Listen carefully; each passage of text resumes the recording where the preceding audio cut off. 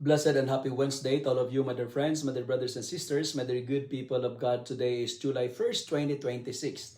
And happy Canada Day to all of you, especially those Filipinos living here in Canada.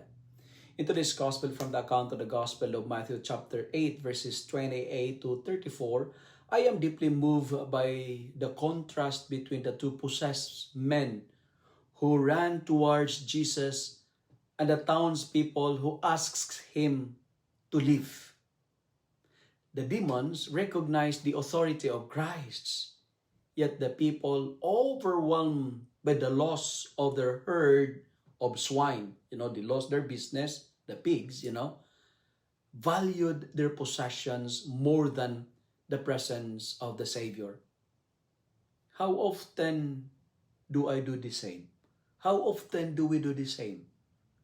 Personally, there are moments in my life when I cling to my comfort, to my security, reputation as a priest, or personal plans so tightly that I hesitate to let Jesus fully enter my heart because I know His grace will demand change.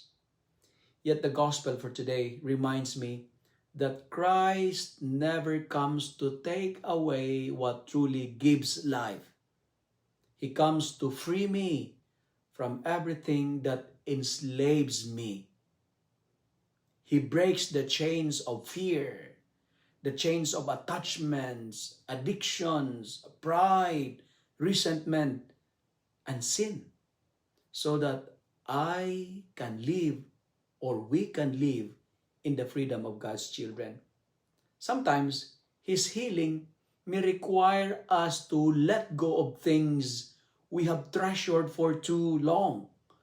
But whatever we surrender to Him is never a real loss compared with the peace, with the joy, and new life He offers for all of us.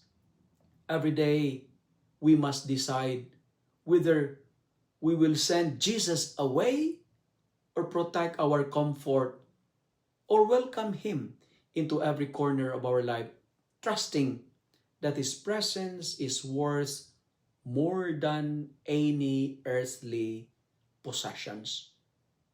When Christ is welcome, hearts are restored, lives are transformed, and even the darkest places become dwelling places of hope because no chain is stronger than His mercy and no burden is greater than His saving love.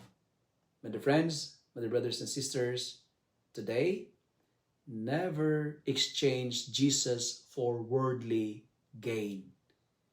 Our businesses, possessions, educations may provide a living, but only Jesus gives us true life. Connecting it to the gospel for today, never trade the Lord with your pigs. Once again, happy Canada Day to all the Canadians all over the world and to all the Filipinos living here in Canada. And if you like and love this reflection, kindly share it with your friends, share it with your family, make the Word of God viral so that many will be blessed. Amen.